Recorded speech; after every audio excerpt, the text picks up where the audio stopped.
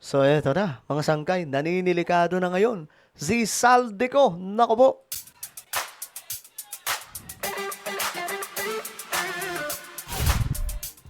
So guys, may balita po tayo dyan tungkol po dito kay Zaldico. Alam nyo ba na umuusad na mga sangkay ang kasong ito ni Zaldico?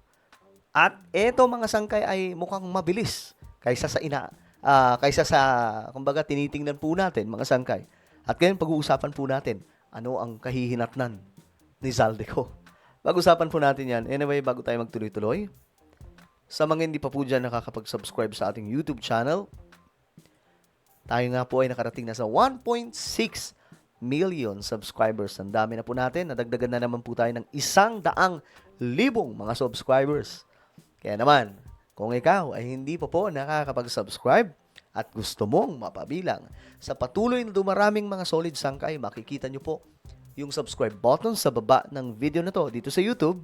I-click nyo lamang po yung subscribe, i-click ang bell, at i-click nyo po yung all. Sa mga nanonood naman po sa Facebook, i-follow nyo po yung ating Facebook page. At eto na nga mga sangkay, saglit nating pag-usapan itong si Zaldico na ngayon ay nanganganib.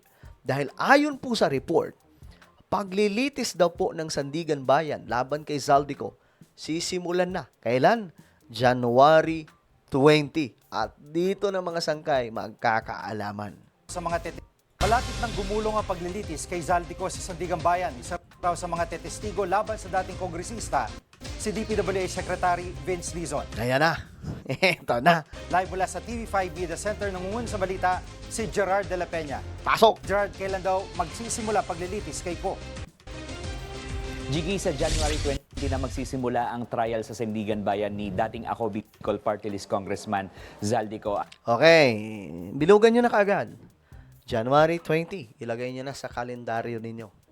Iyon ang simula ng paglilitis mga sangkay kay Zaldico. At as we all know, nahaharap siya sa kasong graft at malversation of public funds. Kaugnay nitong road dike project na maanumalya umano na matatagpuan dyan sa Nauhan sa Oriental Mindoro. 289 million pesos ang halaga nitong project na ito. Grabe, man.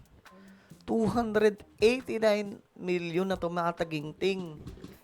And take note, guys, isa lamang po yan sa marami. Ay, ano ka na lang talaga eh. Wala eh, nangyari na mga sangkay, di ba? Pero ang kinagandahan naman ngayon, mapapanagot sila. Naigawad dun sa SunWest Corporation na sinimulan nitong Siko. Magiging testigo dyan si Public Works Secretary Vince Dizon na complainant dito sa kasong ito. Siya mismo ang complainant. Good job. Ito mga sanggay, kung tatakbo tong senador, iboboto ko to eh. Sa 2028. Magaling. Talagang prosecutor. Siya pa po ang nagkaso mga sangkay. Alam mo, Jiggy, kahapon na interview natin yung abogado nitong si Zaldico at sabi niya kahit siya ay hindi niya alam kung nasaan itong kanyang kliyente. Iyon ang problema mga sangkay. Hindi po alam kung nasaan itong si Zaldico. Pero guys, kapag ka may arrest, kapag ka magkaroon ng order, magkaroon ng red notice mula po sa dito sa Interpol, madali na pong mahanap itong si Zaldico. The last we've heard of his whereabouts ay nandun siya sa Portugal kung saan ay meron siyang golden visa. Pero yun nga, napakansela na yung kanyang passport kaya sa ngayon ay may ituturing na siyang pugante o fugitive. Yung ilan naman sa mga co-accused nitong Siko dito sa kasong ito ay nakakulong na ngayon. Jiggy. Gerard, may sinasabi bang bago si Secretary Dizon tungkol doon sa Cabral files na sinasabi naman ni Congressman Leviste na hawak niya? Eto na. Jiggy, iginiit ni Secretary Dizon o ni-reiterate niya kanina na walang basbas niya yung pagkakakuha ni Batangas Congressman Leandro Leviste dito sa mga tinatawag natin ngayon na Cabral files. So sa madaling sabi, nagsisinungaling itong si Leviste. Wala palang basbas galing po kay Vince Dizon. At kung matatandaan natin, parang challenge pa noon ni Leviste, itong si Secretary Dizon, na i-verify yung nilalaman ng mga dokumentong hawak niya. At kung maalala rin natin, kailan lang naglabas din ng CCTV footages ang DPWH para ipakitang ito mismong si Leviste yung nagpunta sa DPWH para kunin kay mismo kay dun sa namayapang si dating Undersecretary Catalina Cabral itong mga dokumentong ito. Pakinggan natin ang pahayag ni Secretary Dizon tungkol dito. Ang may basbas sa akin, yung allocations per district. Yun, in fact, open yun eh. Nandyan yan sa lahat ng NEP, lahat ng GA, nandun yan. Di ba? In fact, binigay natin yan, tinransmit din yan officially. Pero yung pagkuha ng files na nakita nyo namang ginabas na ng mga dating staff ni Undersecretary Cabral at yung pagkuha ng file sa isang computer, huwag ang basbas sa akin. Yun, yung sabi, puwersahan di umanong kinuha yung mga files. Pero ang tanong ko talaga dyan, bakit late? Diba, dapat tong September, kasi September daw po yun, mga sangkay, inagaw, di umano, itong Cabral files ni Leviste. Dapat, nung time na yon, pininawalat na niya. At that time, kahit ako mga sangkay, kung nilabas na yun, hanggang ngayon, pinagtatanggol ko si Leviste. Diba? Kaso, kaduda-duda eh. Parang, hindi po natin alam kung na-edit na yun. Diba? Tapos kinalat kung kani-kanino. Diba, mga sangkay? Tapos may naririnig pa po ako, mga sangkay, mula po sa kanya na di umano'y porket wala doon ang pangalan ni Duterte, parang pinag-iinitan na siya.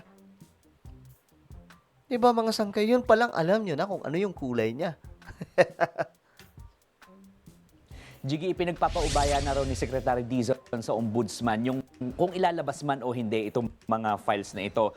Base raw sa pag-uusap nila ni Ombudsman Boying Remulla, kailangan sumailalim itong mga files na ito sa forensic audit para malaman kung tampered ito o merong nabago dito sa mga files na ito. Ayun ang kinagandahan. Sa ngayon ay nasa custody na ng Ombudsman ang lahat ng tinatawag nating Cabral files. Jiggy. At ngayon na sa batas ng 2026 budget, ano raw magiging hakbang ni Secretary Dizon para maiwasan ang korupsyon? Ayun talaga. Jiggy, tatanggalin na raw ng DPWH, gagawa sila ng mga pagbabago para mawala na itong tinatawag nating allocables na ang tingin ng marami ay ito yung bagong mukha ng pork barrel. Ayon kay Dizon, gumagawa na sila ng bagong formula sa pagbabudget para matanggal na yung pagsisingit-singit tsaka yung pagkakaroon ng mga proyektong wala namang kaplano-plano at para syempre magastos ng tama yung pera ng taong bayan. Pero dapat talaga ma-blockchain na eh. No? Ma-blockchain lahat ng kaperahan ng Pilipinas. Nang sa ganun, hindi na po makapagnakaw itong mga buwakang kurap sa Pilipinas. Sinibak na rin ng DPWH yung mga ilan sa mga opisyal nito katulad ng mga regional directors, assistant regional directors, district engineers dahil nga dito sa mga anomalyang ito. Well, hindi sinabi ni Secretary Dizon in particular kung ano itong mga Sistema na kasi yan sa loob eh. Kumbaga sila na lamang po ang nakakaalam dyan eh. Itong mga opisyal ng DPWH, na mga nauna. kinasasangkutan nitong mga opisyal nito. Pero ang sigurado sa ngayon ay gumugulong daw ang investigasyon dito sa mga opisyal na ito. Yan ang latest. Okay. So ayan, mga sangkay.